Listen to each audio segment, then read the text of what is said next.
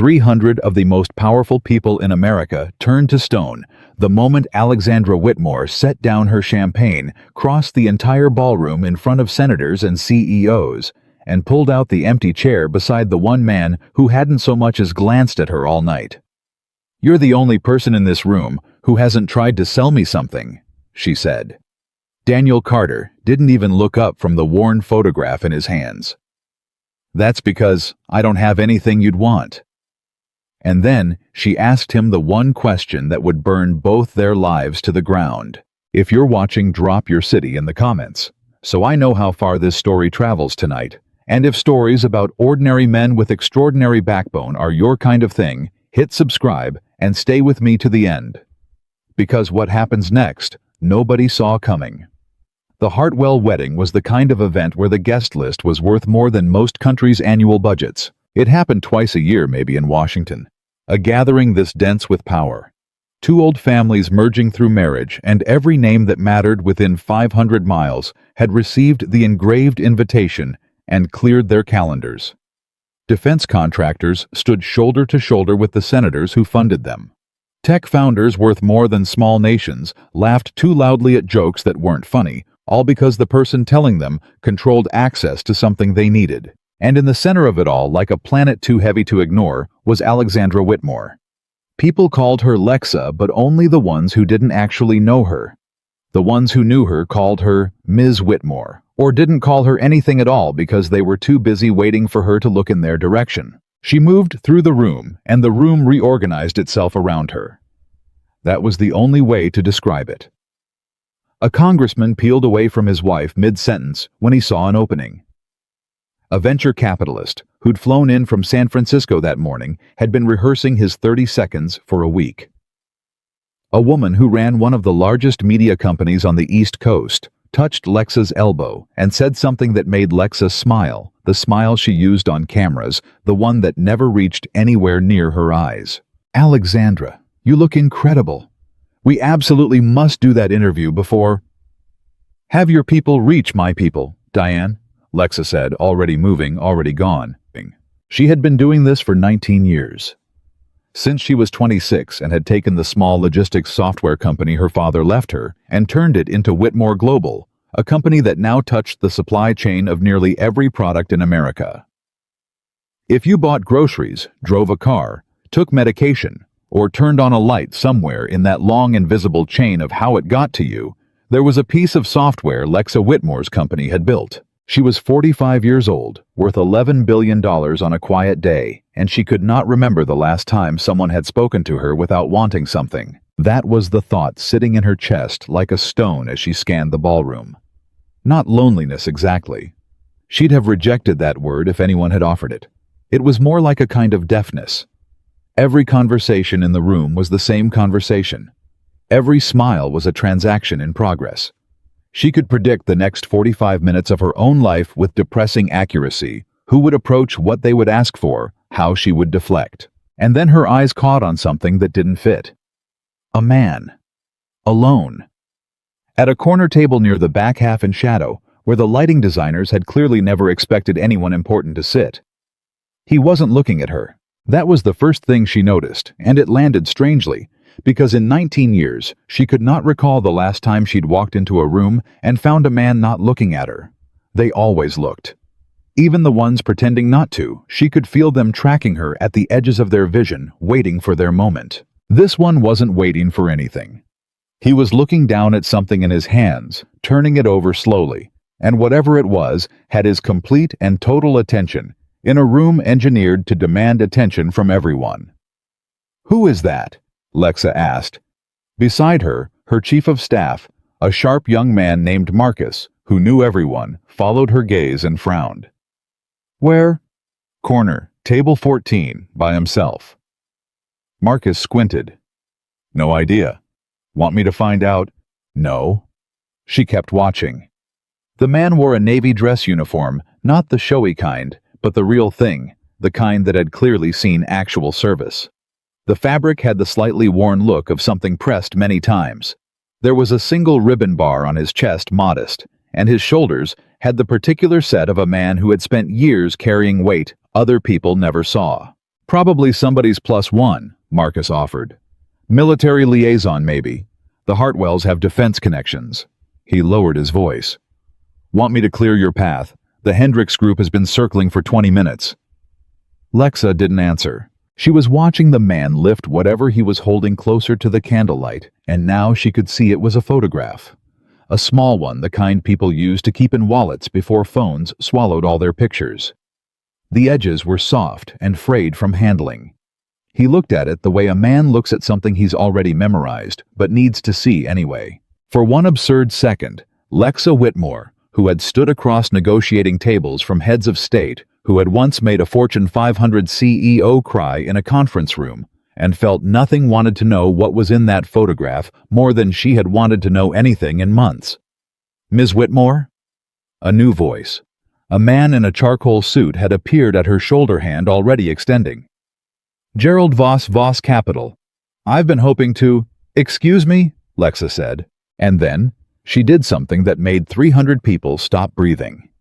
She walked away from Gerald Voss from Voss Capital, from a man who managed $40 billion and had flown across the country for this exact 30-second window, and she crossed the entire ballroom in a straight line toward the corner table where the Navy officer sat alone. The room noticed. The room always noticed where Lexa Whitmore went. Conversations stuttered. Heads turned. Somewhere near the bar, a woman murmured, "Where is she going?" And her husband, who knew everyone, whispered back, "I have no idea who that is." Lexa reached the table. The man still didn't look up. She pulled out the empty chair beside him.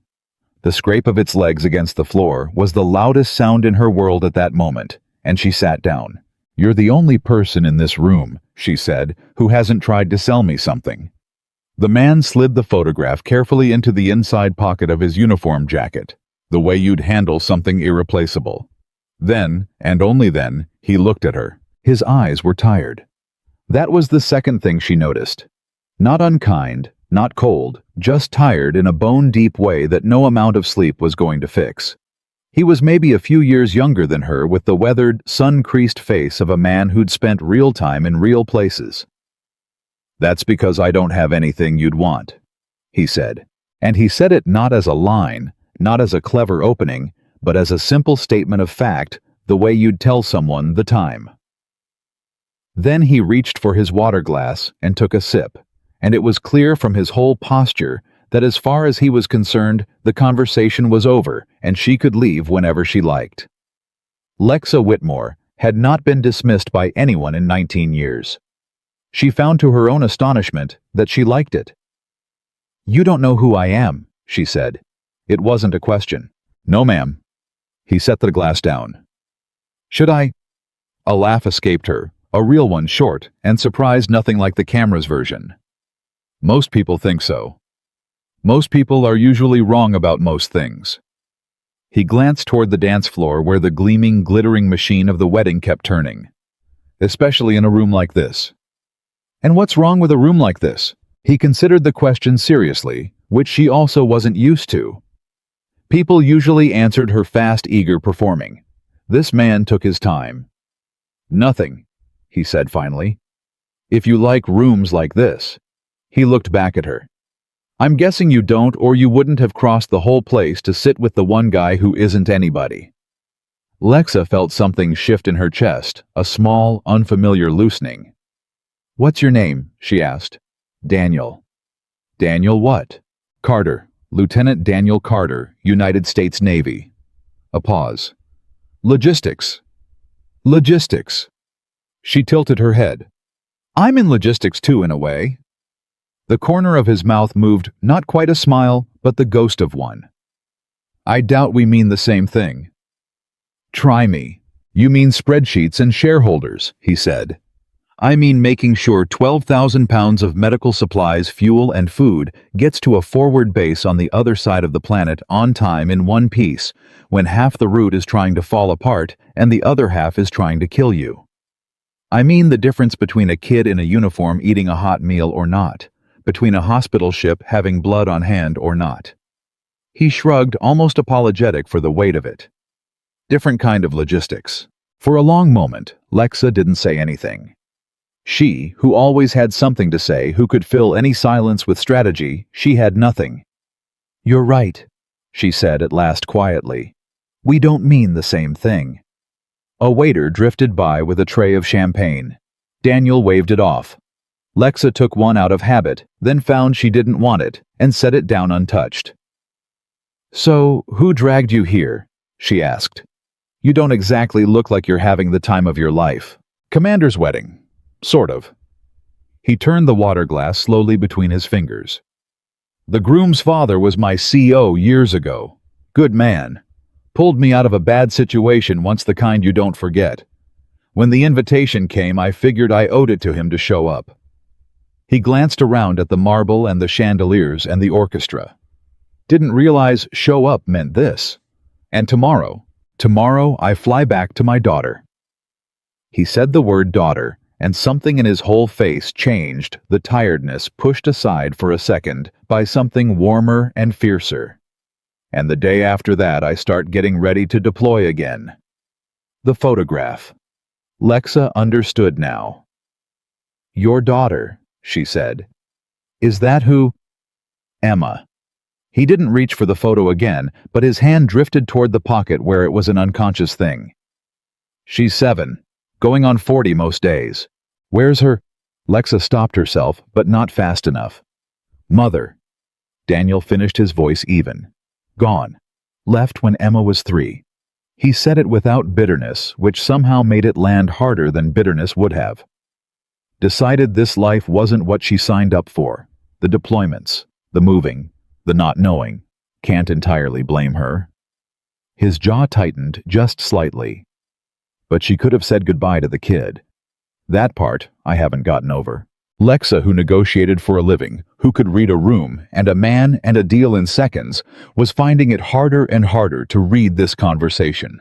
Because she kept waiting for the turn, the moment where he realized who she was, recalibrated, started angling for something. It was the only kind of conversation she knew how to have. Every interaction in her life was a kind of fencing match where both people had hidden objectives, but there was no turn. This man had told her his daughter's name and the worst thing that had ever happened to him, and he wanted nothing from her at all. "That must be hard," she said, and immediately hated how thin it sounded. "Raising her alone, with all of it. Some days." Daniel finally let himself smile, a small, tired, real thing. "But she's the best part of my life. Easy. The Navy, the deployments, the people who left, that's the hard part. Emma was never the hard part. Emma's the reason the hard part is worth it." And there it was. The thing Lexa hadn't felt in so long she'd forgotten its shape. Envy. Not of his money, he obviously had little. Not of his power, he had none. Not of his comfort, his life sounded brutal. She envied the simple, unbreakable certainty in his voice when he talked about that little girl. The way he knew beyond any doubt what mattered and what didn't. She had $11 billion, and a calendar booked solid for the next 18 months, and a board of directors and 4 homes and a private jet, and she could not have said with that kind of certainty what a single one of them was for. "You're looking at me strange," Daniel observed. "Sorry." She shook her head. "I'm not used to this." "Used to what?" "Talking to someone who isn't performing." The words came out before she could manage them. "Everyone in this room wants something from me. A meeting, an investment, a photo, a favor they'll call in later. Every single conversation I have is a negotiation, even when both of us pretend it isn't." She looked at him. "You don't want anything." "No," Daniel agreed. "I don't." "Why not?" He looked at her, then really looked, the way he'd looked at the photograph, and something in his expression said he'd finally registered that the woman beside him was somebody, even if he still didn't know exactly who. "Because whatever you've got," he said slowly, "money, a name, a company, whatever's got all these people circling you like you're a watering hole in a drought, none of it can do the one thing I actually need." He turned the water glass again. "It can't be there when my daughter wakes up from a nightmare while I'm 8,000 miles away. It can't read her a bedtime story over a satellite connection that cuts out every 90 seconds. It can't make her stop asking why her mom left. He set the glass down with a soft, final click. So no, ma'am. I don't want anything from you. There's nothing you have that solves my problems. No offense. None taken, Lexa heard herself say. But the truth was, it was the most direct and useful thing anyone had said to her in years, and it had cut clean through something she'd spent 2 decades building up. My name, she said, is Alexandra Whitmore. She watched his face for the flicker of recognition, the recalibration the moment the dollar signs went up behind a person's eyes. She'd seen it 1,000 times. She braced for it now with something close to dread, because she didn't want this conversation to become like all the others. Daniel's brow furrowed slightly. Whitmore. He tested the name. Like the trucks. The shipping thing. I think we use your software. The supply tracking system on base. The new one they rolled out last year. He nodded slowly, putting it together. That's a good system, actually. Saved us a lot of headaches. Whoever designed the redundancy protocols knew what they were doing. Lexa stared at him. In 19 years, the response to her name had been awe or hunger or fear or careful fawning calculation. It had been, oh my God, and I've read everything about you, and can I just say what an honor. It had never not once been a Navy logistics officer telling her that her software's redundancy protocols were well designed because he used them to move medical supplies through war zones. Yes, she said. That's mine. My company. Huh. Daniel nodded as if she'd told him she was a dentist. Well, nice work. The old system used to lose entire shipments in the database. Yours doesn't. He paused. You should be proud of that. Real people's lives are easier because of it. That's worth more than all of... He gestured vaguely at the ballroom, the senators, the glittering crowd, whatever this is. And that was the moment. Later, when Lexa tried to explain to herself how everything that came after had started, she would always come back to this exact moment. Not the moment she sat down. Not the moment he said he didn't want anything. This one. The moment a tired Navy father told her that the thing she'd actually built, the unglamorous invisible machinery that moved supplies and saved lives, was worth more than the entire room full of people who'd spent years telling her how important she was and meant it because to him, it was simply obviously true. She had built an empire and surrounded herself with people who flattered the empire. This man hadn't even heard of the empire. He only knew the part of it that helped a kid in a uniform eat a hot meal. And he respected that part and was politely indifferent to all the rest. Lieutenant Carter, she said, can I ask you something? You can ask. She wasn't even sure what the question was until it was halfway out of her mouth. Something had cracked open in her some long-sealed door, and what came through it surprised even her. When you're out there, she said, 8,000 miles away, when everything's falling apart and people are depending on you, and you haven't slept, and you're scared, because I imagine you do get scared. She watched him, and he didn't deny it. How do you know what's worth doing? How do you decide what matters when everything's screaming at you at once? Daniel was quiet for a long moment. Around them, the orchestra swelled into something slow and golden, and couples drifted onto the dance floor, and the whole gilded machine of Washington power kept turning. And none of it touched the small, still circle of these two people at a corner table. You really want to know? He asked. I really do. You ask yourself one thing. He leaned forward, slightly elbows on the table, and for the first time all night he seemed fully present, fully engaged. The tiredness burned off by the seriousness of the question. You ask when this is over and I'm telling the story of who I was, will I be proud of what I did here? Not will it work out. Not will it be easy. Not what will people think. He held her eyes. Just will I be able to look my daughter in the face and tell her I did the right thing even when the right thing cost me. That's it. That's the whole thing. Everything else is noise. Lexa Whitmore sat very still. Will I be able to look my daughter in the face? She repeated softly. Or whoever it is, you'd be ashamed to lie to, Daniel said. Everybody's got somebody, even people in rooms like this, Find that person, and you've got your compass." He leaned back. "Took me a war to figure that out. Cost me more than I'd like to admit. But it's the truest thing I know." Across the ballroom, Marcus, her chief of staff, was watching her with open bewilderment, no doubt fielding a dozen quiet inquiries about why Alexandra Whitmore had abandoned Gerald Voss to sit in the dark corner with a stranger for going on 20 minutes. Gerald Voss himself was watching too, his expression curdling from confusion into something closer to insult. People were noticing.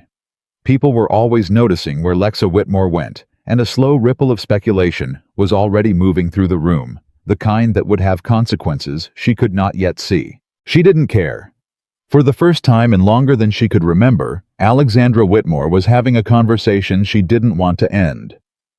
"I should let you get back to your evening," Daniel said, misreading her silence. He started to rise.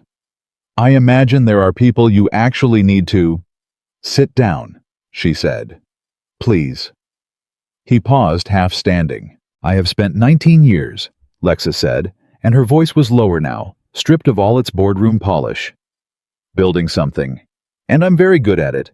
I'm one of the best in the world at it.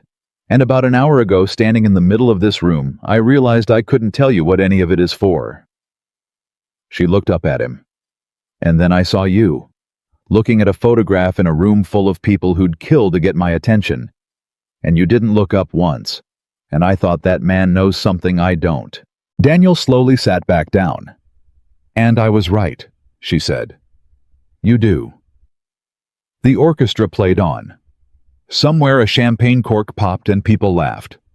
A senator was telling a story to a circle of admirers near the bar, and across the room the bride and groom were dancing, and the whole vast theater of power and money and influence performed itself exactly as it always did. And in the corner at table 14, a billionaire and a Navy father talked. They talked about Emma, who was learning to ride a bike, and refused to let Daniel hold the seat.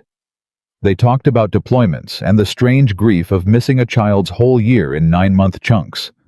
They talked eventually, and almost without meaning to, about Lexa's father, dead 12 years now, who had built the original company in a garage and told her on his deathbed to never let anyone take it from her, and how she'd spent 12 years obeying that single instruction so completely that she'd forgotten to ask what she was supposed to do with it once it was hers. "He told you not to lose it," Daniel said gently. "He didn't tell you to disappear into it." "No," Lexa said. "He didn't." She was quiet. "I never thought about it like that." They talked for 2 hours while the wedding emptied out around them, while the powerful people gave up waiting and went home, while the orchestra packed up and the catering staff began clearing tables and casting them curious glances. They talked until they were nearly the last 2 people in the ballroom, and a tired event manager hovered nearby waiting to reclaim the room. "I have to go," Daniel said, finally checking a watch that was government issue and scratched. "Early flight. Emma's with my sister, and that woman will never let me hear the end of it if I'm late for the handoff." "Of course." Lexa stood when he did. And then, because the version of herself who calculated everything seemed to have stepped out for the evening, she said, "Lieutenant Carter, I don't suppose would you have any objection to me having your number?" Daniel looked at her for a long evaluating moment. And whatever he saw, it wasn't the billionaire, and it wasn't the empire, and it wasn't a transaction. "I should tell you," he said. "I'm not somebody who's going to be useful to you. I've got nothing to offer. No connections, no money, no influence. I'm a single dad who's gone half the year and broke the other half. If you're collecting interesting people for some kind of, I don't know, I'm not it." "I'm not collecting anything," Lexa said, "for the first time in a very long time." Daniel studied her another moment. Then he reached into his jacket past the pocket where the photograph lived and pulled out a small worn notepad and a pen. The analog tools of a man who didn't trust technology with the things that mattered. He wrote a number, tore the page, and held it out. "For what it's worth," he said as she took it. "You seem like somebody who used to know what mattered, and forgot. That's not the same as never knowing." He picked up his cap from the table and settled it on. "People who never knew you can't help them. People who forgot." He shrugged. "Sometimes they just need somebody to remind them." He nodded once, polite and final. "Good night, Ms. Whitmore." And Lieutenant Daniel Carter, United States Navy, single father, logistics officer.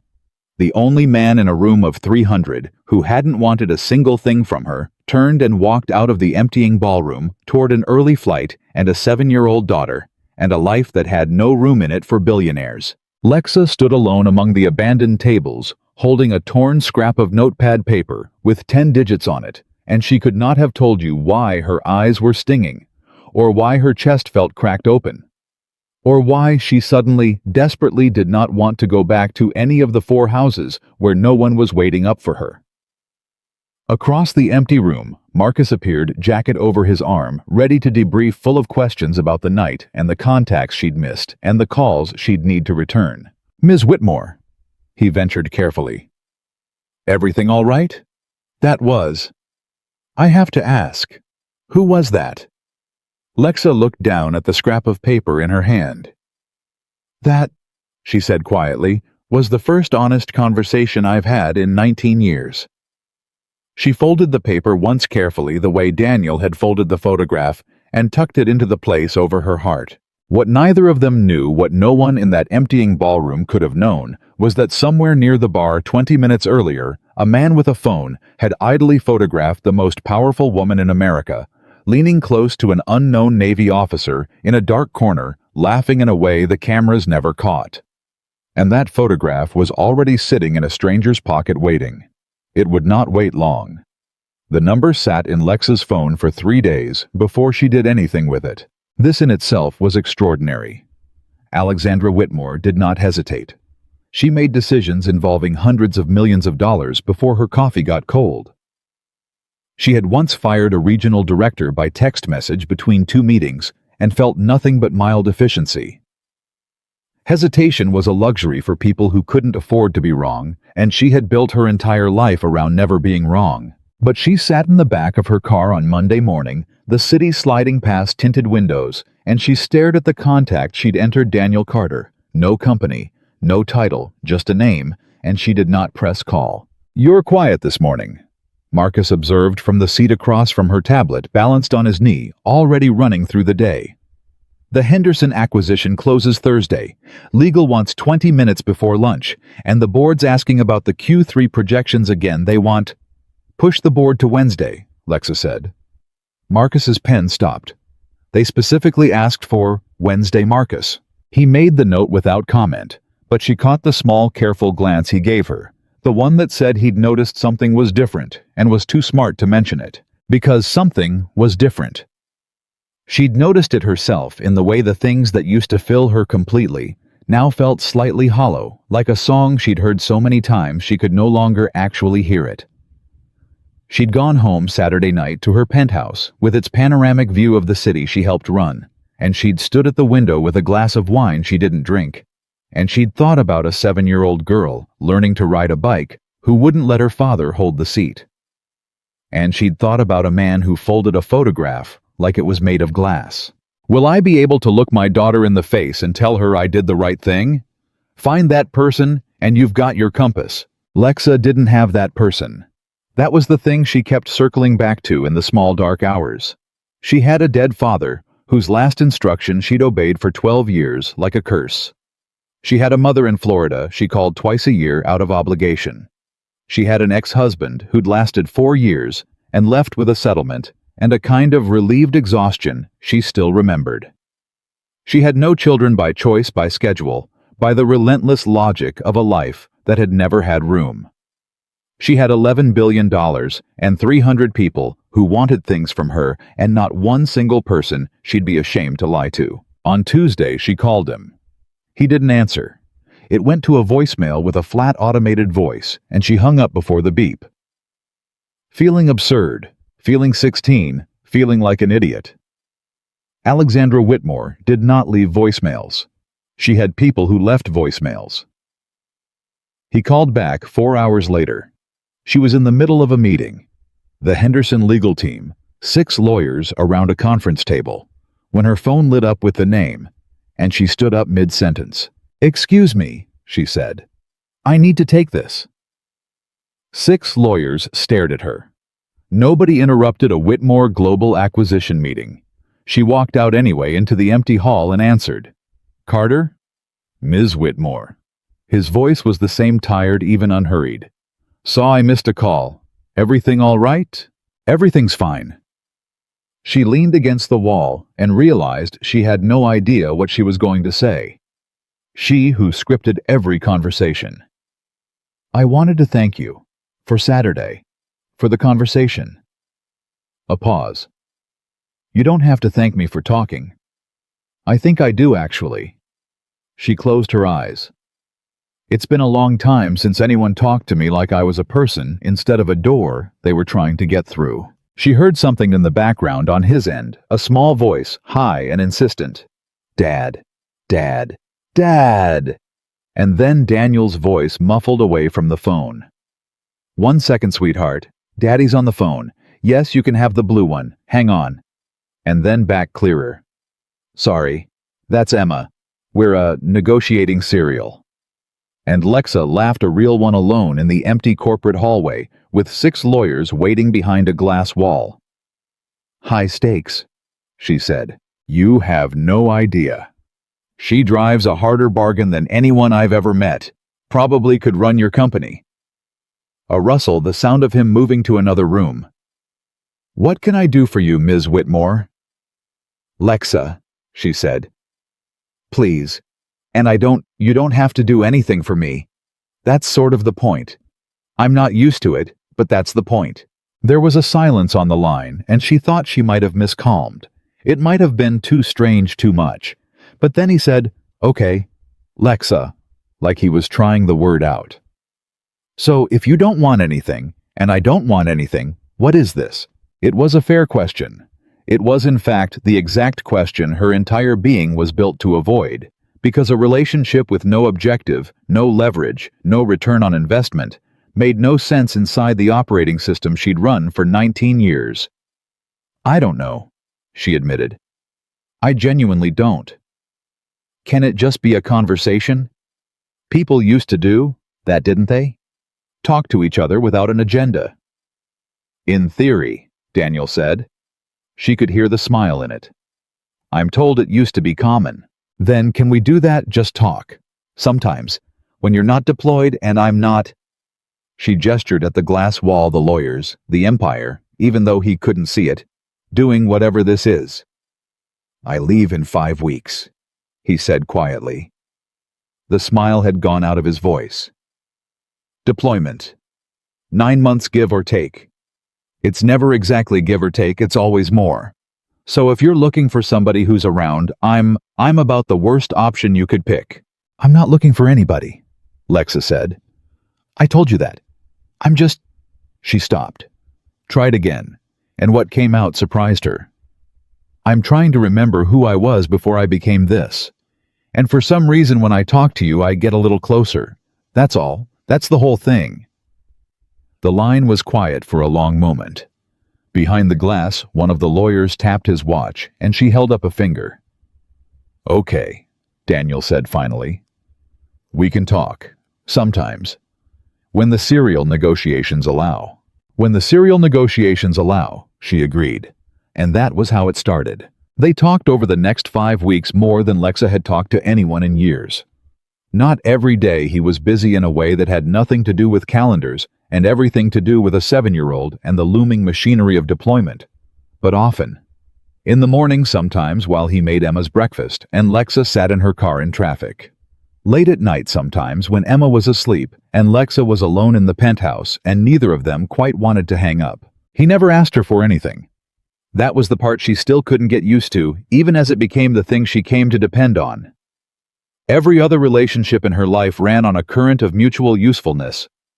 This one ran on nothing she could name. He didn't want her money or her connections or her name. He didn't even seem particularly impressed by them, which she found against all logic enormously attractive. She learned about his life in pieces. That he'd grown up in a small town in Ohio, the son of a mechanic, and joined the Navy at 18 because it was the only way out he could see. That he'd worked his way up through enlisted ranks before earning his commission, which meant he'd done the grunt work, knew it from the inside, and had no patience for officers who hadn't. that he'd met his ex-wife at a base in San Diego and married her too fast the way you do at 23, and that the marriage had cracked under the weight of the life he couldn't change. That Emma had been the one good thing to come out of it, the one thing he'd fight the whole world to keep whole. She asks about her mom sometimes. He told Lexa one night, his voice low so as not to wake the kid in the next room. Not as much as she used to, but sometimes. And I never know what to say. The truth is too ugly for a 7-year-old. But I won't lie to her either. So he exhaled. I just tell her that her mom had her own troubles, and that none of it was Emma's fault, and that I'm not going anywhere. Even when I go somewhere, that I'm always coming back. Do you believe that? Lexa asked. That you're always coming back. It was a heavier question than she'd meant. He didn't dodge it. I have to, he said simply. If I let myself believe anything else, I couldn't do the job, and I couldn't be her father. So I believe it, most days. The days I don't believe it, I don't let her see. Lexa, in her penthouse, looked out at the lights of the city she helped run and felt something she had not felt in 19 years. She felt small, and it was the most honest she'd felt in as long as she could remember. She in turn told him things she'd never said out loud. About her father, who'd loved her fiercely, but only ever in the language of the company, who'd taught her balance sheets instead of bedtime stories, who'd told her she was special because she was a Whitmore, and that the world would always try to take what was theirs. About the loneliness she'd never had a word for because admitting to it felt like an admission of failure. About the specific hollow feeling of being celebrated by 1,000 people and known by none of them. You ever think about just stopping? Daniel asked her once. Walking away from all of it? And do what? Lexa said. It's all I am. It's all I've ever been. Without the company, I'm just a rich woman with no idea what to do with her hands. That's not true. How would you know? Because I've been talking to you for a month, he said. And the woman I've been talking to isn't a company. She's somebody who's been pretending to be a company for so long she forgot there's a difference. A pause. Same as I've been pretending to be a uniform. We're not so different that way. We both built somebody we could survive inside of. She had no answer for that. It was too true. 3 weeks before his deployment, she did something she hadn't done in a decade. She cleared a weekend. Actually cleared it, told Marcus to move everything. Take her off everything that she was unreachable for 48 hours, and watched his face cycle through confusion and alarm, and finally, a careful, hopeful curiosity. Is everything all right, Ms. Whitmore? He asked. Everything's fine, Marcus. I'm taking a weekend. You don't take weekends. I'm aware. I'm taking one anyway. She flew to Norfolk, where Daniel was stationed. She didn't tell him she was a billionaire flying private. She just told him she was coming, and he gave her an address that turned out to be a modest 2-bedroom house in a neighborhood full of modest 2-bedroom houses. Base housing, the kind of place where everyone's car was at least 8 years old and there were bikes in every yard. He opened the door in jeans and a t-shirt, looking nothing like the man in the dress uniform, looking somehow more himself, and behind him, a 7-year-old girl with her father's serious eyes peered out from around his legs. Emma, Daniel said, this is my friend Lexa. Remember I told you a friend was visiting? Emma studied her, with the unsparing, unimpressed assessment that only small children possess.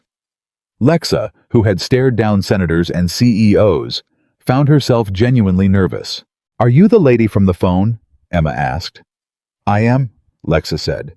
Dad smiles when he talks to you, Emma announced with the brutal honesty of someone who hadn't yet learned not to say true things. He didn't used to smile on the phone. Emma, Daniel said, a warning and an embarrassment all in one syllable. But Lexa crouched down, getting on the girl's level, and said, Well, he makes me smile too, so I guess that's fair. Emma considered this. Then she said, Do you want to see my room? I have a fish. His name is President. He's a betta fish. Dad says I can't get a dog because we move too much, but a fish is okay because a fish is portable. I would very much like to meet President the fish, Lexa said gravely, and Emma grabbed her hand with the total instant trust of a child who had decided you were acceptable and dragged her into the house. Over Daniel's shoulder as she was pulled past him, Lexa caught his expression. He was watching his daughter take the hand of one of the most powerful women in America and lead her off to see a $2 fish named President.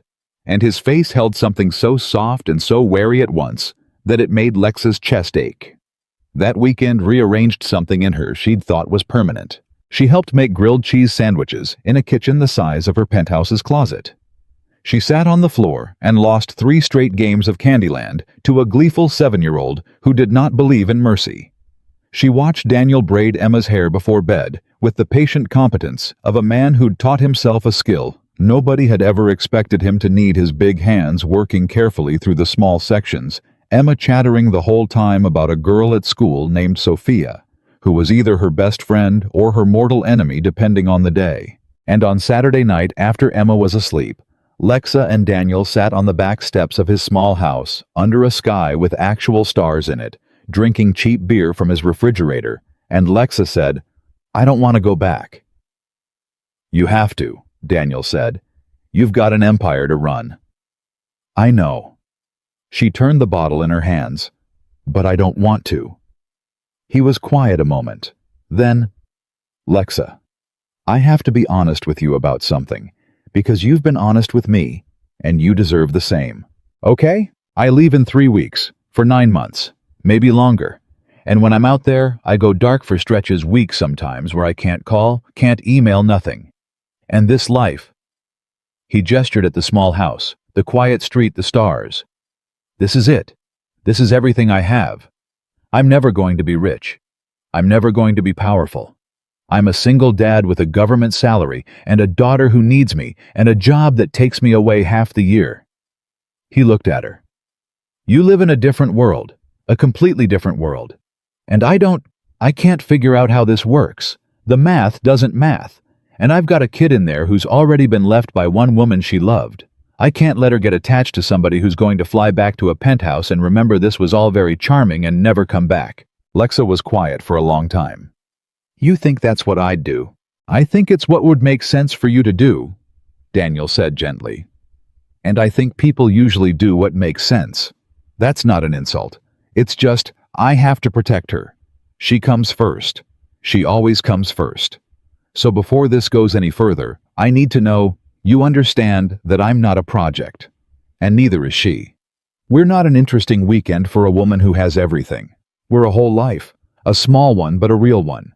And if you can't be in it for real," his voice didn't waver, "then it's better you don't come back at all, for her sake. I'd rather she remember a nice lady who visited once than learn to need somebody who's going to disappear." It was, Lexa thought, the single most honest thing anyone had ever said to her. He was sitting on the steps of his tiny house with nothing to offer and everything to lose, and he was telling the 11th richest woman in America that she wasn't good enough for his 7-year-old unless she could prove it. And he meant it. He would walk away from her, she had no doubt, if he decided it was best for Emma. There was no leverage she had over that. There was no offer she could make. His daughter was the one thing in the world that her money and her power could not touch, and he knew it, and so did she. "I've spent my whole life," Lexa said slowly, "being wanted for what I have. My money, my name, my access. Every relationship I've ever had ran on what I could do for the other person." She turned to look at him. "You're the first person who's ever told me that the thing I have isn't enough. That you'd walk away from all of it from me to protect a 7-year-old's heart." Her voice caught. "Do you have any idea how rare that is? Do you understand that you just made me more sure, not less?" Daniel didn't say anything. "I can't promise you I know how this works," she said. "I don't. The math doesn't math for me either. But I can promise you this. I am not going to be a woman who visited once. I don't know what I'm going to be, but I know it's not that." She took a breath. "I haven't wanted anything real in 19 years, Daniel. Now I do. And I'm not going to let the fact that it's complicated scare me off. I built a global company out of things that were complicated. I think I can handle one small house and one little girl and one stubborn man who braids hair better than I do anything." For a moment, he just looked at her, And then slowly, the corner of his mouth lifted into that almost smile, the real one. "You really lost at Candyland 3 times, he said. "That child cheats," Lexa said. "I want it on the record. She moves the gingerbread men when she thinks you're not looking." Daniel laughed a real laugh, low and warm, the kind that came from somewhere deep and didn't get out much. And in the small dark yard under the actual stars, 2 people from 2 different worlds sat close enough that their shoulders touched, and for a little while, neither of them said anything at all, because nothing needed saying. She flew back Sunday night a different woman than the one who'd left. She felt it in her body and the way she looked at her penthouse when she walked in, all that glass and emptiness, all that view of a city full of people who knew her name and not one thing about her. She poured a glass of wine and didn't drink it the way she did, and she stood at the window and thought about grilled cheese and Candyland, and a man who'd told her she wasn't enough and made her feel for the first time like she could be. She didn't know it yet, but it was already too late to keep it quiet. Because 1,000 miles away, in a glass office of his own, a man named Gerald Voss was looking at a photograph on his phone. A photograph he'd bought for a not insignificant sum from a guest at the Hartwell wedding, who'd thought it was funny that the great Alexandra Whitmore had blown off $40 billion to sit with a nobody in the corner. Gerald Voss had been embarrassed that night. Gerald Voss did not forgive embarrassment. And Gerald Voss, who held a quiet but significant position on the board of Whitmore Global through a holding company most people didn't know to connect to him, had been waiting for 19 years for Alexandra Whitmore to do something he could use. He looked at the photo of Lexa leaning close to the Navy officer, laughing in a way the cameras never caught, and he smiled. "Well," he said to no one, "isn't this interesting?" And he picked up his phone and made the first of several calls that would within 10 days turn a quiet photograph into a national story and a billionaire's private weekend into a war she didn't yet know she was fighting. The call came on a Tuesday morning while Lexa was on the phone with Daniel, while Emma sang in the background, and Daniel laughed at something the girl said. Lexa's other line lit up Marcus. She almost didn't answer. She wished for the rest of her life that she hadn't. "Lexa, I'm sorry to interrupt your call," he said, and something in his voice was wrong, was tight, was scared. "But you need to look at the news, right now, all of it." "What is it?" "It's you," Marcus said. "And a Navy officer. There's a photo. It's Lexa, it's everywhere. And the board is already calling. All of them. At once." In the background, 800 miles away, she could still hear Emma singing, and Daniel laughing, and the small warm sound of the life she'd just begun to believe she could have. And on every screen in America, a single photograph was beginning to burn. The headline that hurt the most wasn't even the cruelest one. By noon, Lexa had read them all. She sat in her office with the door closed and the blinds drawn and her phone face down on the desk because it would not stop buzzing, and she scrolled through them on her laptop with a kind of clinical horror, the way you might watch footage of your own house burning. CEO's secret romance, who is the mystery? Navy man billionaire, Whitmore's hidden relationship exposed. Is Whitmore Global's future at risk over CEO's personal life and the one that made something cold settle into her stomach? Single dad or strategic distraction? Inside the Navy officer, romancing America's richest woman. They had his name. By 2 o'clock, they had his name. Lieutenant Daniel Carter, and his rank, and his base. And God help her, a photograph of him in uniform, pulled from some change of command ceremony, his tired, honest face plastered across every screen in the country, with words underneath it that turned a private man into public property. She called him before the board, before her lawyers, before anyone. He answered on the second ring. "Lexa." His voice was careful, controlled, the voice of a man who'd already seen it. "You okay? Am I okay?" She nearly laughed, except nothing was funny. "Daniel, they have your name. They have your picture. They're calling you a strategy, a distraction. They went through your service record." "How do they have your service record? People can find anything if they want it bad enough." He was quiet a moment. "I had a feeling the second I saw the first headline that this was going to land harder on you than me. So I'm going to ask you one time, and I need you to tell me the truth. A pause. Is this going to hurt your company? And there it was, the thing that broke her heart clean in half. America was burning his name to the ground, dragging his daughter into a scandal she hadn't earned, and the first thing he wanted to know was whether she was going to be okay. "Don't," she said, her voice cracking. "Don't you dare worry about my company right now. Worry about yourself. Worry about Emma. Does she know?" "Not yet." His voice dropped. "But she will. Kids talk. Their parents talk. By tomorrow, somebody at that school is going to say something to her, and I won't be there to soften it because I've got a unit that just found out their logistics officer is a tabloid headline and a CO who wants to see me at 0800. He exhaled. "So no, Lexa. I'm not okay, but not for the reasons you think. I don't care what they say about me. I'm a grown man. I've been called worse by better. I care that my kid's about to pay for something she had nothing to do with. That's the part I can't forgive." Lexa closed her eyes. "I did this. I came to Norfolk. I should have known better. Someone at that wedding, someone took a picture, and I never even—" "Stop."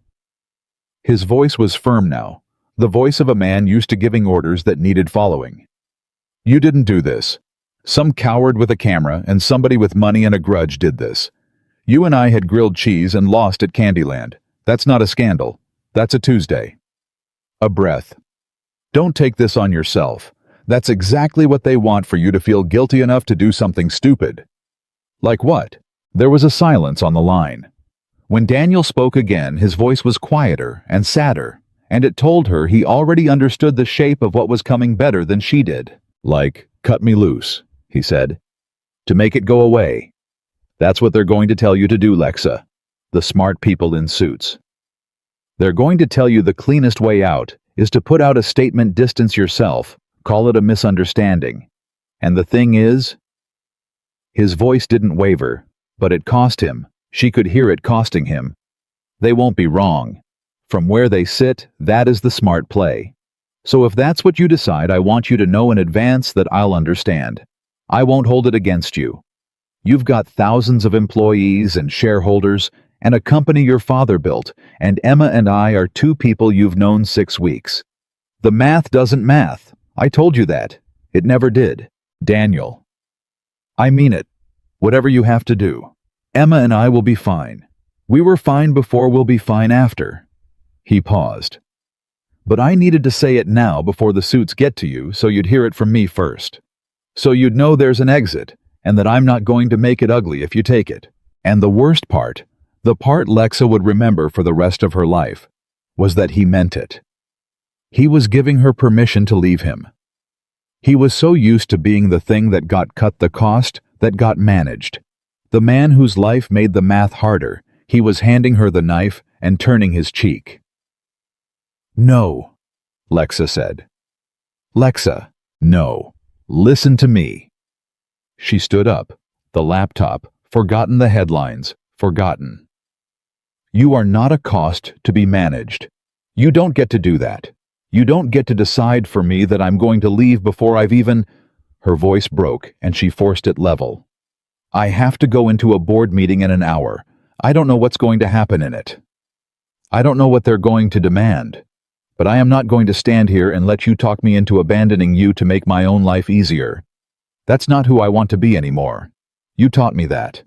So don't you dare take it back now." The line was quiet. "Go to your CO," she said. "Hold your daughter when you can, and trust me for one more day. Can you do that?" A long pause.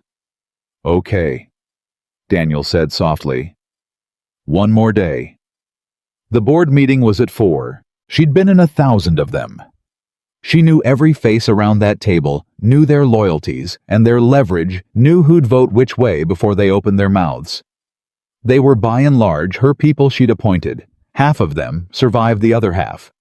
But when she walked in at 4 o'clock, she felt the temperature in the room and knew with the same instinct that had built her company that this one was different. Gerald Voss was sitting at the far end. She hadn't even known he was coming. He held his seat through a holding company rarely attended in person, was the kind of board member who voted by proxy and made his presence felt through whispers rather than appearances. But there he was, in a charcoal suit, hands folded with the patient look of a man who had waited a very long time and was finally enjoying himself. "Alexandra," he said, "I think we should begin." "This is my meeting, Gerald," she said evenly, taking her seat at the head of the table. "I'll decide when we begin." "Of course," he smiled. "Of course." The chairman, a silver-haired man named Whitcomb, who'd served on the board since her father's day and had always been fair to her, cleared his throat. "Alexandra, I think you know why we're here. The coverage. It's everywhere. Our communications team has been fielding calls all day. 2 of our institutional investors have already reached out with concerns. The stock dipped 3% this morning before recovering." He spread his hands not unkindly. "We need a strategy, today." "Then let's have one," Lexa said.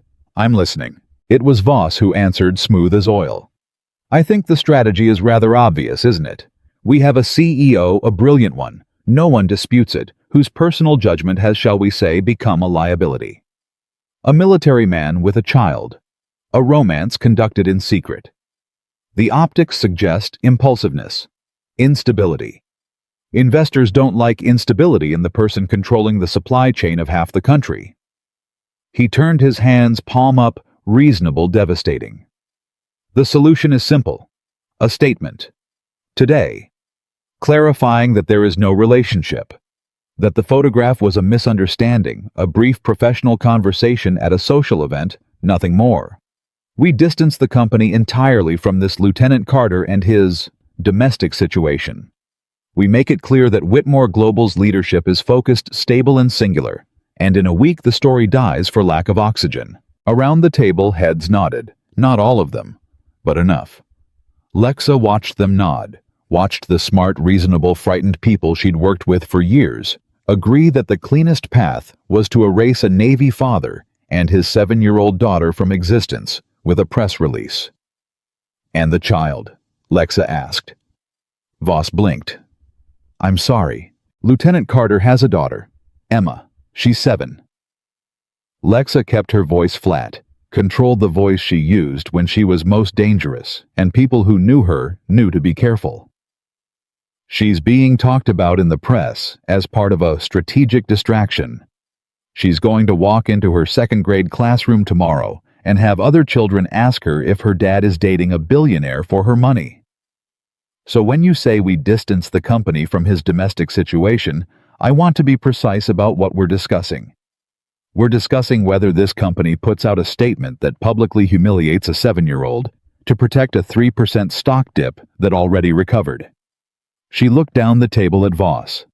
"Is that an accurate summary, Gerald, of the obvious strategy?" Voss's smile didn't waver, but something behind his eyes shifted. "You're being emotional, Alexandra, which is frankly the concern. This is a business decision. The child is regrettable, but not our responsibility. Our responsibility is to our shareholders." "Our responsibility," Lexa said, "is to run a company that I'm not ashamed to put my name on. The name happens to be Whitmore, which is also my name in case that detail escaped you. Your father," Voss said, and now the velvet came off the blade, "would have put out the statement before lunch. Your father understood that this company comes before any individual, including, I might remind you, before any individual Whitmore. He built it to survive, not to be a vehicle for one woman's midlife search for meaning." The table went very still. It was a calculated cruelty, and it found its mark because it was the one weapon that had always worked on her. Your father. The dead man whose last instruction had run her life for 12 years. Never let anyone take it from you. Voss was reaching for that instruction like a key, turning it, expecting the same machine to engage that had always engaged. And Lexa felt it. The old reflex, the pull, the voice that said, "He's right. The company comes first. The company is everything. The company is who you are." She felt the pull of 19 years of obedience to a dead man's fear. And then she heard a different voice. A tired, even unhurried voice on a back step under actual stars. Will I be able to look my daughter in the face and tell her I did the right thing even when the right thing cost me? That's the whole thing. Everything else is noise. Or whoever it is you'd be ashamed to lie to. Everybody's got somebody. Find that person and you've got your compass. She had spent her whole life without that person. She didn't anymore. She had a 7-year-old who taught her Candyland, and a man who'd told her she wasn't enough and made her want to be more. And she knew with a clarity that felt like cold water that if she put out Voss's statement, if she sat at this table and traded Emma Carter's dignity for a recovered stock price, she would never be able to look either of them in the face again. She would have failed the only test that had ever actually mattered. My father, Lexa said, and her voice was very quiet now, which was how everyone at that table knew the meeting had just changed. Told me to never let anyone take this company from me.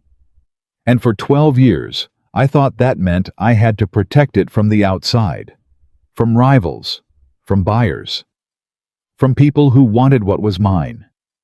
She stood up slowly, and the room came up with her in attention.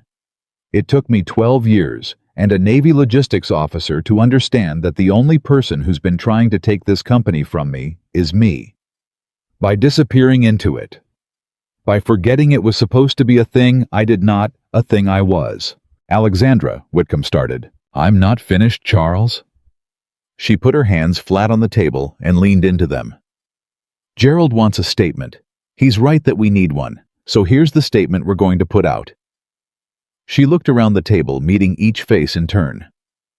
Whitmore Global confirms that its CEO is a human being. That she has in her personal life formed a connection with a decorated United States Navy officer who has served this country for over 20 years and is, as we speak, preparing to deploy overseas to do a job that protects the very supply chains this company profits from. The company further confirms that it will not be commenting on its CEO's private life, that it considers the targeting of a serving officer's minor child to be beneath contempt, and that any media outlet pursuing a 7-year-old for this story can expect to hear from our legal department. She straightened. That's the statement. The silence was absolute. Then Voss laughed a short, ugly sound. You can't be serious. You'd stake the company's stability on a fling, on a man you've known 6 weeks. I'd stake it on the truth, Lexa said, which is more than you've ever staked anything on, Gerald. The board will not stand for this. Voss's mask was fully off now, the smooth gone, the grudge naked. You think you're untouchable. You think the Whitmore name protects you. I've watched you for 19 years. Alexandra watched you build this empire on your father's foundation and take all the credit. And now you've finally handed us the rope. A board can remove a CEO whose judgment is compromised, and there's not a person at this table who can look at this circus and call your judgment sound. He looked around. I move for a vote of no confidence, effective immediately. And there it was, the real play. The one he'd been building toward since a man with a camera embarrassed him at a wedding 9 months in the planning. Not a statement, a coup. He'd never wanted to manage the scandal. He'd wanted to use it to take her chair. Lexa felt her heart hammering, but her face stayed still. She had been in this exact kind of room before, the moment where someone reaches for your throat, and she had survived every one of them. But she'd survived them as a fortress alone, trusting no one. This was different. This time, she wasn't fighting for the company. This time, she was fighting for a 7-year-old in Norfolk who liked a fish named President. You want a vote, Gerald, she said. Fine, let's have a vote. But before we do, I want everyone at this table to understand exactly what they're voting on. Because Gerald's framed it as a vote about my judgment. It isn't. She looked around. It's a vote about what this company is. Gerald is asking you to remove me for the crime of refusing to humiliate a child to protect a stock price. That's the actual question. Not whether I dated a Navy officer. Whether the leadership of this company believes that a recovered 3% dip is worth more than a little girl's dignity. She let it sit. So go ahead. Whoever agrees with Gerald that we should run this company by erasing inconvenient children, raise your hand. And know that I'll remember it. And know that I'll make sure the people who depend on this company remember it too. Because I am still, as of this moment, the largest shareholder, the founder's daughter, and the woman whose name is on the building. Vote however you like. But vote knowing exactly what you're choosing." She sat back down, and she waited. The table did not move. Whitcomb looked at Voss. Voss looked at the board. And one by one, the faces that had nodded along to the clean, smart, reasonable statement an hour ago, the frightened, sensible people looked at Alexandra Whitmore, who had just dared them in plain words to be the kind of people who threw away a child for a press cycle. "Gerald," Whitcomb said slowly, "has moved for a vote of no confidence. Is there a second?" The silence stretched. "Is there a second?" Whitcomb repeated. No one spoke. Lexa watched Gerald Voss's face cycle through disbelief, then fury. Then the cold calculation of a man recalculating in real time how badly he'd misjudged the room. He'd been so certain. He'd had the photograph, the headlines, the leverage, the dead father's ghost. He'd had everything but the one thing he never understood, because men like him never did that. When you force a room full of frightened, decent people to look at the actual ugly thing they're being asked to do, sometimes, just sometimes, they refuse. "This isn't over," Voss said, gathering his things, his voice low and venomous. "You think you've won something here. You've just made an enemy who isn't going anywhere." "I've had enemies for 19 years, Gerald," Lexa said. "I built an empire surrounded by them. You're not even an interesting one." She turned to the chairman. "Charles, are we adjourned?" "We're adjourned," Whitcomb said. And then more quietly, with something in his old eyes that might have been respect, or might have been the memory of her father. "That was either the bravest thing I've seen in this room or the most reckless. I haven't decided which."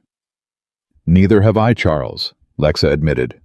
"But it was the right one. I'm sure of that part."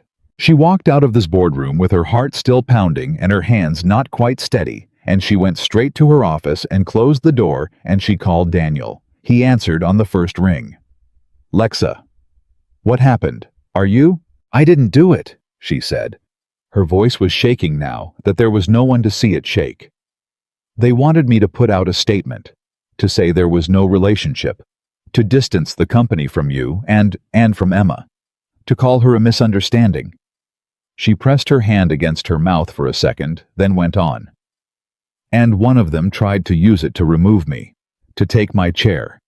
He brought up my father, he had it all planned. And Daniel, for one second, I almost did it. The old part of me almost did it. But you didn't," Daniel said quietly. "No," Lexa said. "I didn't. I told them the truth instead. All of it. I told a room full of the most powerful people in my world that I would burn the whole thing down before I'd let them hurt a 7-year-old to protect a stock price."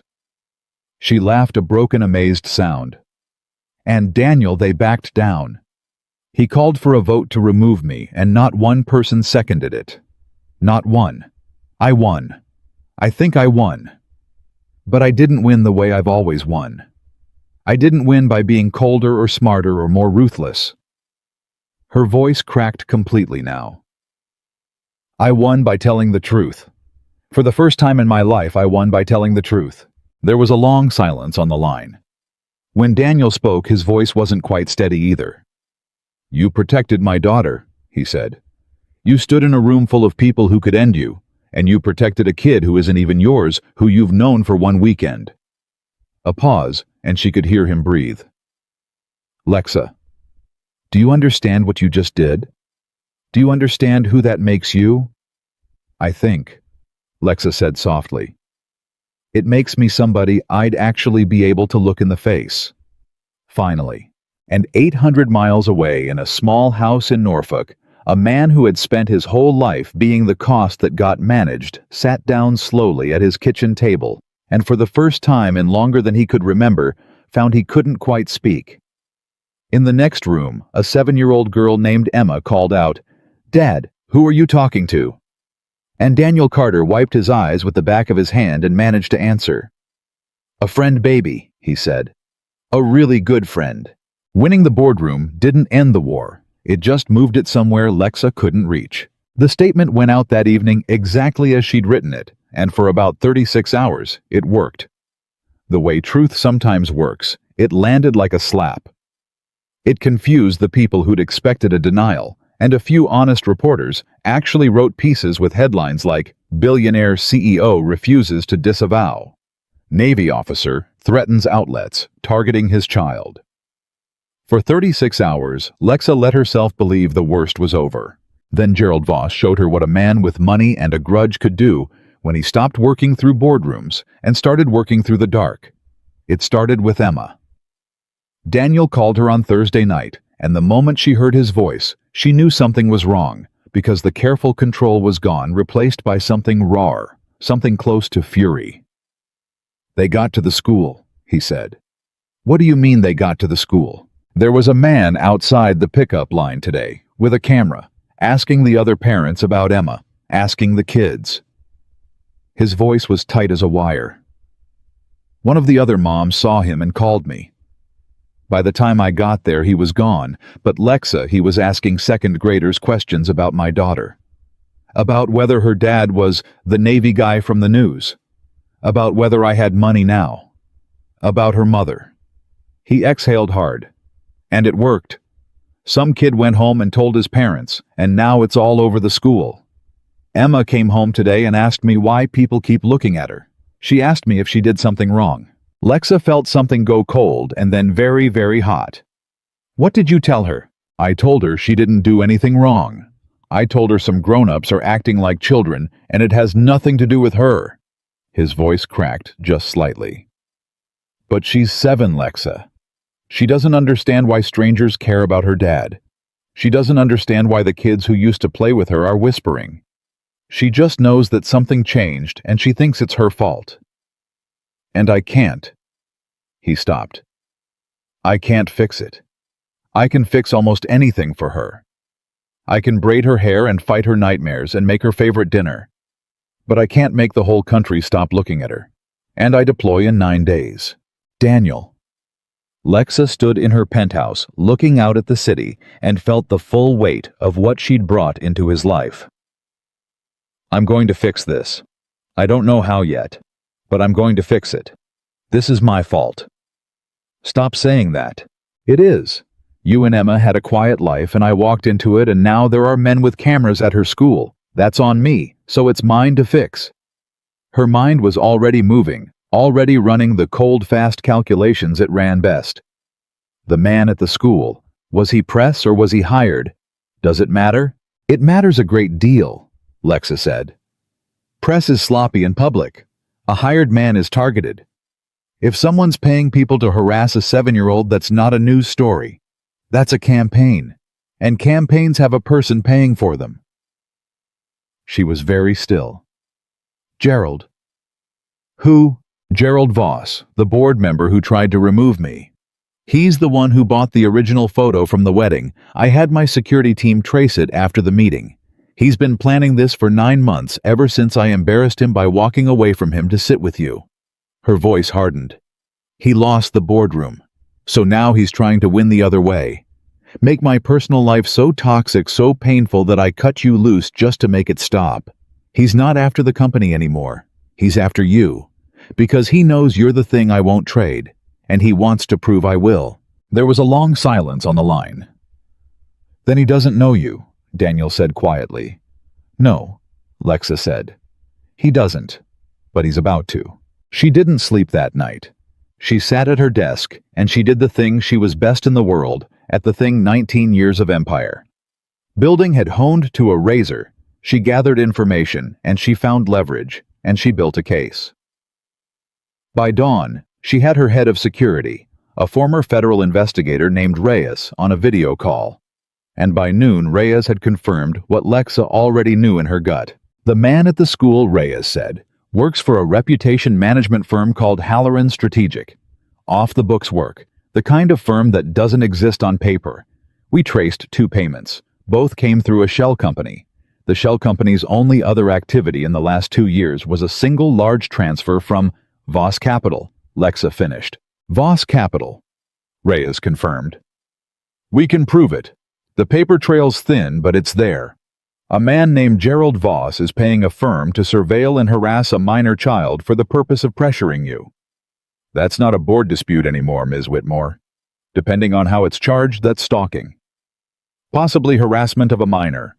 Definitely something his other investors would be very interested to learn about.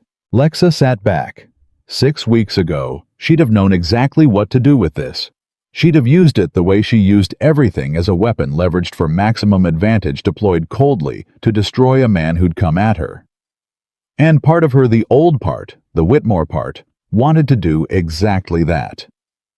Wanted to burn Gerald Voss to the ground so thoroughly that no one would ever again mistake her for someone who could be pushed.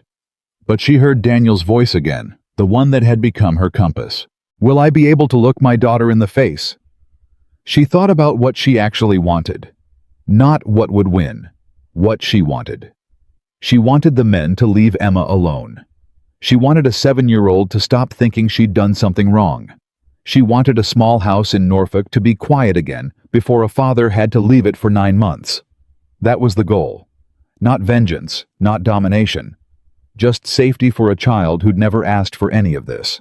Reyes, she said, I want you to do 2 things. First, document everything, airtight. I want a file so complete it could survive a courtroom. She paused. Second, I want you to find out everything about Gerald Voss's investors. The pension funds, the institutions, the people whose money he manages. I want to know who they are and what they care about.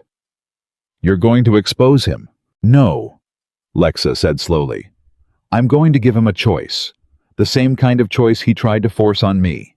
And then I'm going to find out what kind of man he really is when someone holds the knife instead of him. She flew to New York the next morning. Voss kept an office on the 40th floor of a glass tower all chrome and ego, and he agreed to see her with the smug confidence of a man who thought he'd already won, who thought she'd come to negotiate her surrender. She walked in alone. No lawyers, no security. Just Alexandra Whitmore, and a single leather folder under her arm. Alexandra, Voss said, not rising.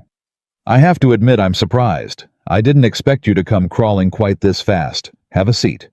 Tell me what you're prepared to offer to make all this go away. She didn't sit. I'm not here to offer you anything, Gerald. She set the folder on his desk. I'm here to give you the same thing you tried to give me, a statement to sign. He glanced at the folder, amused. And why would I sign anything you put in front of me? Open it. He did, with the lazy confidence of a man humoring a lesser opponent. And Lexa watched his face as he read. Watched the amusement curdle, watched the color drain, watched the exact moment Gerald Voss understood that the woman across his desk had spent her entire adult life learning how to do precisely this, and had simply, for 19 years, been doing it to other people. This is fabricated, he said, but his voice had lost something. It's a complete record of every payment Voss Capital routed through Halloran Strategic to surveil and harass a 7-year-old child, Lexa said calmly. It's the photographs of your man outside Emma Carter's elementary school. It's the transcript of him questioning 2nd graders. It's the wire transfers, the shell company, all of it. And the second folder, she nodded at the one beneath, is a list of your major investors. The Kessler Pension Fund, the state teachers' retirement system of 2 different states, the Ardmore Foundation, which you may recall funds children's hospitals. She let that sit. I wonder how the Ardmore Foundation would feel about discovering that the man managing their endowment hired people to stalk a child. I wonder how the teacher's pension would feel. I imagine they'd want their money managed by someone whose name isn't attached to that. I imagine there'd be redemptions. I imagine, Gerald, that you'd be finished not in a board fight, not in a news cycle, but completely permanently, the kind of finished a man like you doesn't come back from. Voss's hands were flat on the desk, now very still. What do you want? I want you to read the statement, Lexa said, out loud if you can manage it. He didn't read it out loud, but he read it, and she watched him read it, and she saw the muscle working in his jaw. It says, Lexa narrated for him that you are resigning your board seat at Whitmore Global, effective immediately for personal reasons. It says you are divesting your holdings on a schedule my legal team has set. and it includes a private legally binding agreement signed by you acknowledging that you directed the surveillance of a minor child and stipulating that if any harm of any kind from any source ever comes to Daniel or Emma Carter again, this entire file goes to the SEC, to the FBI, and to every single one of your investors on the same afternoon. She paused. Sign it, and the file disappears into a vault and never sees daylight. Don't sign it, and I drop it tomorrow morning and watch you become the most radioactive man in finance by lunch. You're bluffing, Voss said. If you release that, you drag the Carters back into the news. The child gets exposed all over again. You'd never do that to her. You're too... He sneered the word sentimental now. And here was the moment. The old Lexa would have had no answer, because the old Lexa would have been exactly the kind of person who'd sacrifice anything to win, and Voss would have been right to call the bluff. But she wasn't that person anymore, and the strange, beautiful truth was that not being that person was exactly what made the threat real. You're half right, Lexa said quietly. 6 weeks ago I'd have bluffed and you'd have known it. But here's what you don't understand, Gerald, because you've never had something you actually loved. I would do anything to protect that little girl. Anything. And that includes the thing that costs me. Yes, if I release this file, Emma gets dragged through it again. It would break my heart, and I would still do it. Because the alternative is letting you believe you can come at her whenever you want forever, and I will not raise a child. She stopped hearing the word she'd used, raise a child, and didn't take it back. Who grows up thinking the people who love her can be scared off. So no, I'm not bluffing. You taught me that the people who win are the ones willing to pay the price the other side won't. You were right about that. You were just wrong about which one of us that was. The office was silent except for the hum of the city 40 floors down. Gerald Voss picked up the pen. He signed it, all of it. And when he was done, he pushed it across the desk without looking at her and said in a voice stripped of every ounce of its earlier velvet, "Get out of my office." "Gladly," Lexa said. She gathered the signed pages, slid them into her folder, and walked to the door. Then she stopped and turned back, because there was one more thing, and it surprised her as much as it surprised him. "For what it's worth," she said, "you did me a favor. 9 months ago, you bought a photograph to embarrass me. And all you did was make me look at the only honest thing in my life and decide to keep it." She almost smiled. "So thank you, Gerald. Sincerely. You're a small, frightened man, and you tried to hurt a child, and I hope I never see you again. But thank you." And she left. She called Daniel from the back of the car, and she told him all of it, the file, the meeting, the signature, the end of it.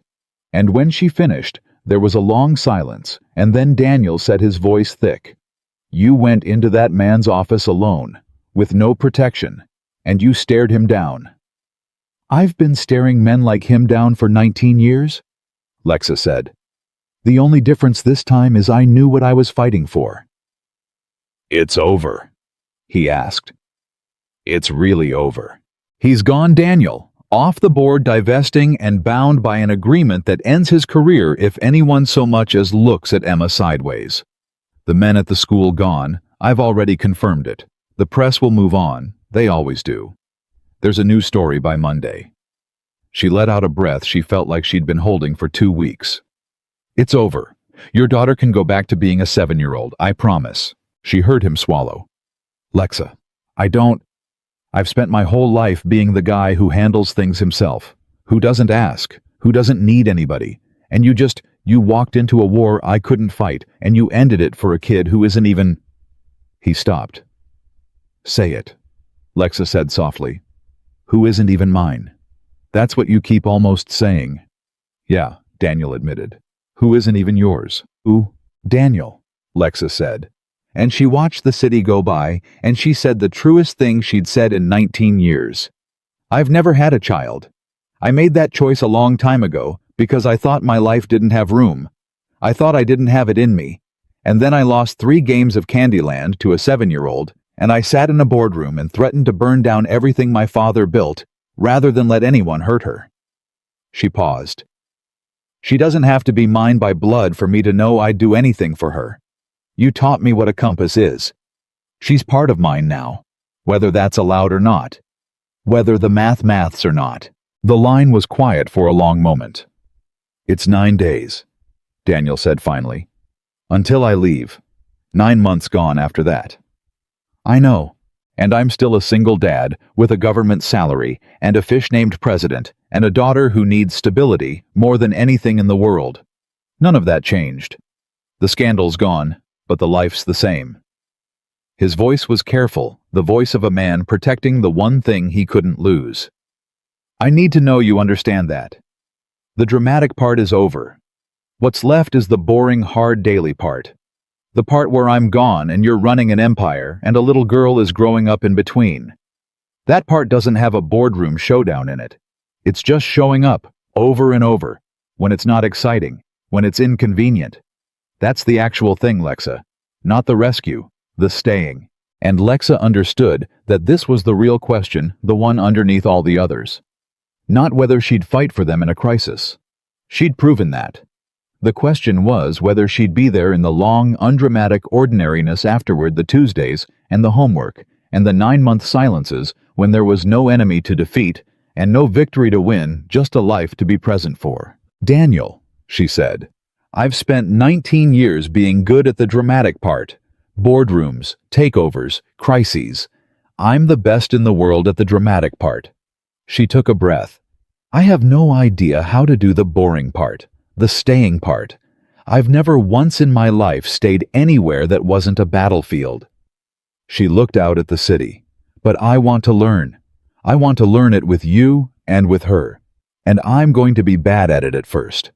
I'm going to fly off to deals and forget how to do homework and probably lose at Candyland for the rest of my life. But I want to learn. Will you let me learn? There was a sound on the other end of the line that might have been a laugh and might have been something else. Emma's going to want you at her birthday, Daniel said. It's in 3 weeks. I'll already be gone. My sister's doing it. He paused. She'd lose her mind if you came. She talks about you constantly. The lady from the phone. She told her whole class the lady from the phone is her dad's friend, and the lady is very smart and very rich and very nice. A breath. She believes in you, Lexa. Already. That kid believes in you. So if you're going to learn the staying part, learn it carefully. Because she's already decided you're staying. And if you break that, you won't be breaking it with me. You'll be breaking it with her. And I can survive a lot of things. I can't survive that. I won't break it, Lexa said. I give you my word. And I've never given my word to anyone and meant it the way I mean it right now. Okay, Daniel said. And she could hear finally the thing letting go in him, the wariness, the armor, the lifetime of being the cost that got managed. Okay. Then come to the birthday. Learn the staying part, and we'll figure out the rest as we go. As we go, Lexa agreed. She hung up, and she sat in the back of the car as the city slid by, and Alexandra Whitmore, who had walked into a glass tower that morning and ended a war with a single folder, who had spent 19 years winning by being colder and harder and more ruthless than anyone in the room, put her hand over her mouth and cried. Not from grief. Not from fear.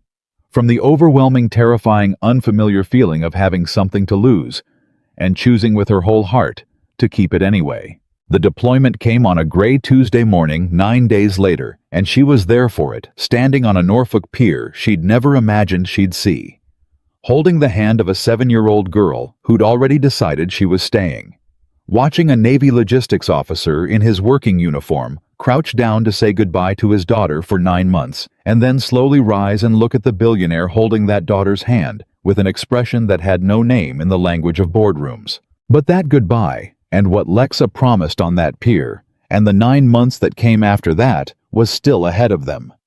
The pier was cold that gray Tuesday morning, and Emma's small hand was tight in Lexa's, and neither of them was watching the enormous ship. They were watching the man walking toward it. Daniel had said his goodbyes already. He'd crouched down on the wet concrete in his working uniform, eye to eye with his daughter. And he'd said the things he always said before a deployment, the things he'd worked out over 4 years of leaving. Daddy's always coming back.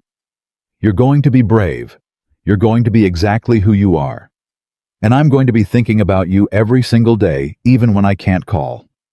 And Emma, who had done this before and was better at it than any 7-year-old should have had to be, had nodded with her chin trembling and said, "Come back, Daddy," in a voice so small it broke something in Lexa she hadn't known was still whole. And then Daniel had stood up, and he'd looked at Lexa over Emma's head, and there was a question in his face that he didn't say out loud because it was too big for words on a pier. Will you really be here? Will she really not be alone? Can I actually leave the way I've never been able to leave, knowing someone's holding her hand? Lexa answered it without him asking. "Go," she said. "We've got it. I promise you, Daniel, we've got it." He held her eyes 1 second longer. Then he reached out and squeezed her shoulder. Not a kiss, not in front of the unit. Not Daniel. Just one firm, steady grip that said everything. And he turned and walked toward the ship with the bag over his shoulder and the careful, unhurried gait of a man who had learned how to walk away from the thing he loved most without breaking stride, because breaking stride was a luxury his life had never allowed. Emma watched him go up the gangway. She didn't cry until he was out of sight, and then she cried hard the way only children can, her whole body shaking with it. And Lexa got down on her knees on the cold concrete in a coat that cost more than Daniel's monthly salary, and pulled the little girl into her arms and held her. "I've got you," Lexa said into her hair. "I've got you, sweetheart. He's coming back. I promise you he's coming back. And until he does, you're not alone. Not for one single day. Do you hear me? Not one." "You promise," Emma sobbed. "I promise," Lexa said. And she had made 1,000 promises in 19 years to investors, to boards, to partners, promises engineered for leverage and broken when leverage shifted. This was the first one she knew with total certainty she would die before she broke. The 9 months that followed were the hardest and the most important of Alexandra Whitmore's life. She did not move to Norfolk. She couldn't. The company was real. 11,000 employees were real. But she did something she'd never done in 19 years. She restructured her own life around someone else's. She set up an apartment near Emma's school. She arranged her travel so that she was there 4 days out of every 7, and on the 3, she wasn't Daniel's sister covered, and they built a rhythm, a clumsy, improvised, deeply human rhythm around the absence of one man 8,000 miles away. And she was bad at it at first, exactly like she'd warned him she would be. She missed a parent-teacher conference in the 3rd week because a deal in Frankfurt ran long, and she flew back to find Emma quiet and wounded in a way that took 2 days to thaw, and Lexa sat on the floor of the girls' bedroom and apologized to a 7-year-old with more sincerity than she'd ever apologized to anyone. "My dad never misses them," Emma said, not cruelly, just truthfully. "Even when he's far away, he calls in. He has a whole computer thing." "You're right," Lexa said. "I should have done that. I made a mistake, and I'm going to do better. Will you give me another chance to do better?" Emma considered this with her father's serious eyes. "Okay," she said finally, "but you have to come to the next one in person, and you can't be on your phone." "Deal," Lexa said. And she meant it, and she never missed another one, and she put her phone in a drawer every evening at 6 a thing that her entire executive team found so alarming they initially assumed she was ill. She learned to braid hair. Badly at first, Emma's braids came out lopsided and lumpy, and Emma laughed at them in the mirror, but Lexa watched videos late at night, the way she'd once studied acquisition targets, and by month 4, she could do a French braid that held, and the first time Emma said, "That's a good one." Lexa felt a flush of pride more total than anything a quarterly report had ever given her. She learned the boring part, the staying part. She learned what Daniel had tried to tell her on the back steps under the stars, that the actual substance of love wasn't the rescue, wasn't the boardroom showdown, wasn't the dramatic stand.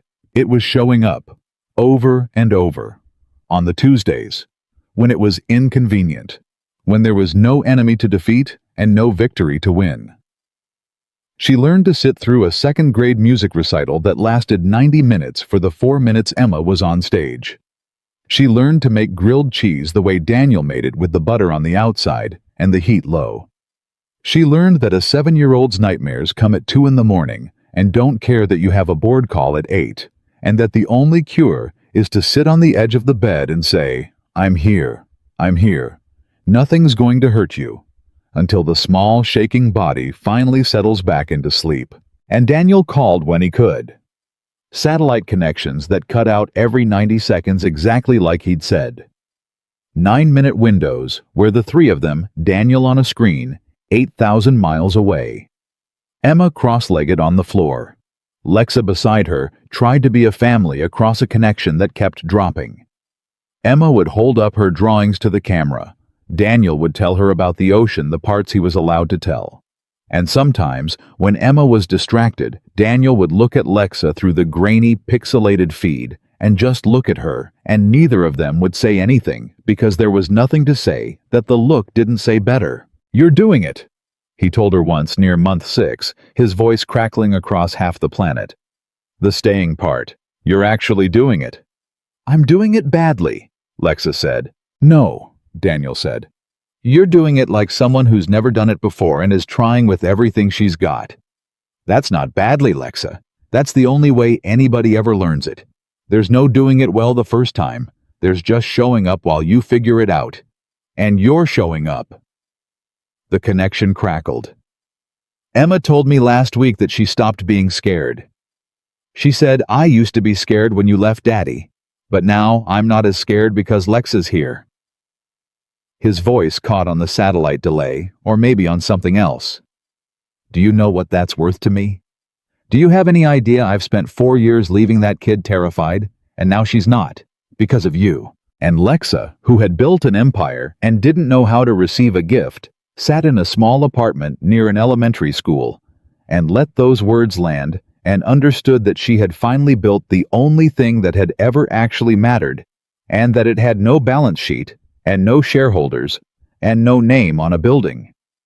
Just a little girl who wasn't as scared anymore. The company strangely did better than ever. She'd half expected the scandal to cost her, expected the wounded thing of the boardroom to fester. Instead, something she never could have predicted happened.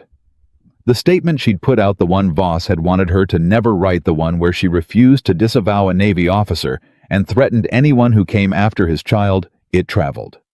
Not the way scandals travel. The way truth travels. People shared it.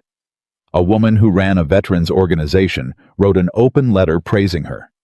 Service members' spouses, thousands of them, the invisible army of people who held lives together while someone they loved was deployed, saw a billionaire CEO refuse to treat a military family as collateral damage, and they did not forget it. Whitmore Global's reputation didn't suffer. It transformed. Lexa found herself, almost by accident, becoming something she'd never been, not just a titan, but a person, a human being, with a heart that could be seen, and the market, it turned out, did not punish that the way Voss had sworn it would. It rewarded it. Because people in the end would rather give their business to a company run by someone they believed had a soul. Your father, Whitcomb, the old chairman, told her over lunch around month 7, spent his whole life afraid someone would take this company from him. He built it like a fortress. The old man shook his head. You opened the gates and let people see who was inside. And it turns out they liked her better than the fortress. He raised his glass. I think he'd have been proud, Alexandra. I think the version of him that wasn't scared would have been very proud.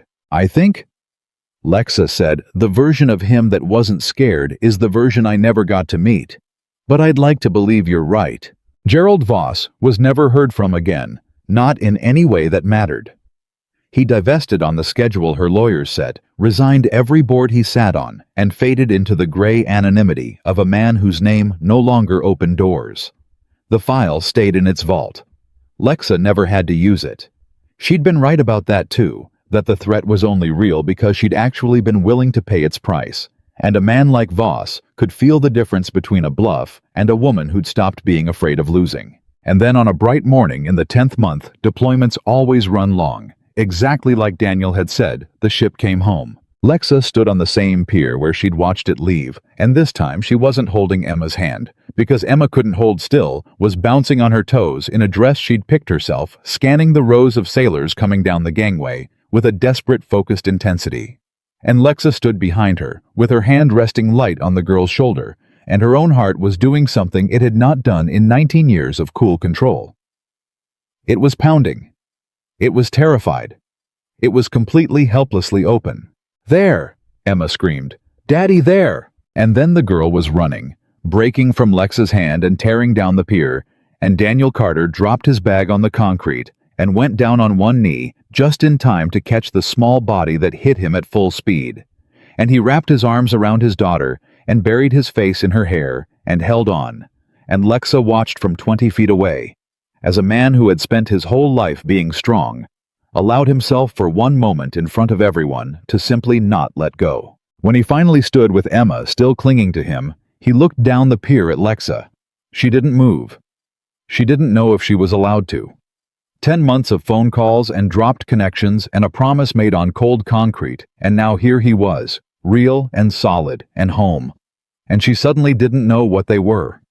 Didn't know what she was permitted to be, this woman who'd raised his daughter for 9 months and had no name for what that made her. Daniel solved it the way he solved everything, simply, directly, without performance. He walked toward her, Emma on his hip, and he stopped in front of her, and he looked at her for a long moment with those tired, honest eyes that had noticed everything since the night they met, and he said, "You stayed." "I stayed," Lexa said. "The whole time. The boring part. The hard part. All of it. All of it." And Daniel Carter, who had once told a billionaire that she had nothing he wanted, who had spent his whole life being the cost that got managed, and the man who handled things alone, shifted his daughter to one arm and reached out with the other, and pulled Alexandra Whitmore into the space he'd been holding open, the space she'd spent 10 months earning. And he held them both, the daughter who wasn't as scared anymore, and the woman who'd made her that way, right there on the pier in front of God, and the Navy, and anyone watching, and he didn't care who saw. "Thank you," he said into her hair, his voice rough. "For my daughter. For showing up. For being the thing I never let myself believe existed." "Daniel," Lexa said, pulling back just enough to look at him, and the cool, composed billionaire was nowhere in her face. Now there was just a woman who'd finally found her compass and followed it all the way home. "I spent 19 years building an empire because I thought it was the biggest thing a person could build. And then I lost 3 games of Candyland, and learned to braid hair and sat through a music recital, and I figured out I'd had it backwards the whole time. The empire was never the big thing." She put her hand against his face. "This is the big thing, the two of you. This is the only thing I've ever built that I'd actually be proud to put my name on." Emma, squashed happily between them, piped up, "Does this mean Lexa stays forever now?" Daniel looked at Lexa. Lexa looked at Daniel. And the question that had haunted them since a corner table at a Washington wedding, the question of whether two people from two impossibly different worlds could actually choose each other, could make the math. Math could be a family across the distance between a penthouse and a base house, answered itself in the only way it ever could have. "Yeah, baby," Daniel said, but he said it looking at Lexa. "If she wants to, she stays forever."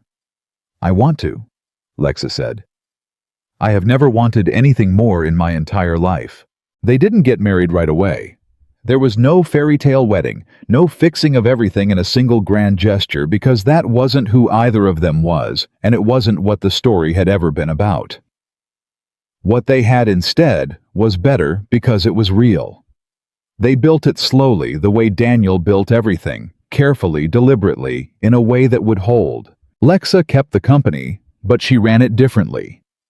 Now the way a person runs a thing they do instead of a thing they are. She took the weekends. She put the phone in the drawer at 6. She brought Emma to the office sometimes and let her spin in the big chair, and the executive team, who had once found their CEO terrifying, learned that the most dangerous woman in American business turned into something soft and silly around a little girl who liked a fish named President. Daniel kept serving because it was who he was, and Lexa would never have asked him to be someone else, That was the whole point, that she'd loved exactly the man he was. The single dad with the government salary and the worn photograph, and not some improved version of him. There were more deployments. There would always be more deployments. But now when he left differently. He left a daughter who wasn't as scared, and a woman who would be there every single day, and he carried with him on the other side of the planet the unbreakable knowledge that he was not anymore carrying his life alone. And the photograph, the worn one, the one he'd been holding at that corner table the night the most powerful woman in America noticed the one man who wasn't looking at her, he kept it. But he added to it. By the second year, there was a new photo in his wallet, folded just as carefully, of three people who didn't match on paper and made no sense to anyone who measured lives in dollars and access and power. A Navy logistics officer, a 7-year-old, now 8, now 9, and a billionaire who had walked across a ballroom out of nothing but curiosity and walked into the only life that had ever been worth living. People who heard the story sometimes asked Lexa what made her do it. What made her cross that room, sit at that table, choose that impossible, complicated, illogical life over the empire she could have protected so easily. And she always gave the same answer, because it was the truest thing she knew. I spent my whole life, she'd say, being chased by people who wanted what I had. And then I met a man who told me to my face that nothing I had was worth anything to him. That my money couldn't read his daughter a bedtime story. That my power couldn't make her stop asking why her mother left. She'd smile that real smile that the cameras had never once caught in 19 years, and now caught all the time. He was the only person who ever told me I wasn't enough, and he was the only person who ever made me want to become more. Everyone else wanted what I had. He only ever cared about who I was. And it turned out, when somebody finally cared about that there was someone in there worth caring about after all. I just had to be brave enough to let her out. The man no one noticed at a wedding full of the powerful had turned out to be the only person in the room who saw clearly, who knew that status was noise, that the compass was a child's face. You couldn't bear to lie to that. The staying was the love, and the rescue was just the easy part. And the billionaire who dominated that room had turned out to be the one who needed saving. Not from an enemy, not from a scandal, but from a life so full of everything that it had no room left for anything that mattered. They were two people from completely different worlds. The math never did math. It was never supposed to. They chose each other anyway, and they stayed through the deployments and the distance and the long, undramatic Tuesdays, through everything that told them not to. And in the end, the staying was the whole story, and the staying was enough, and the staying was everything. And that is how a single dad in the Navy, the only man in a room of 300 who refused to look up, ended up being the one who taught the most powerful woman in America the one thing all her power could never buy, that you are never truly rich until you have something you would give it all away to keep.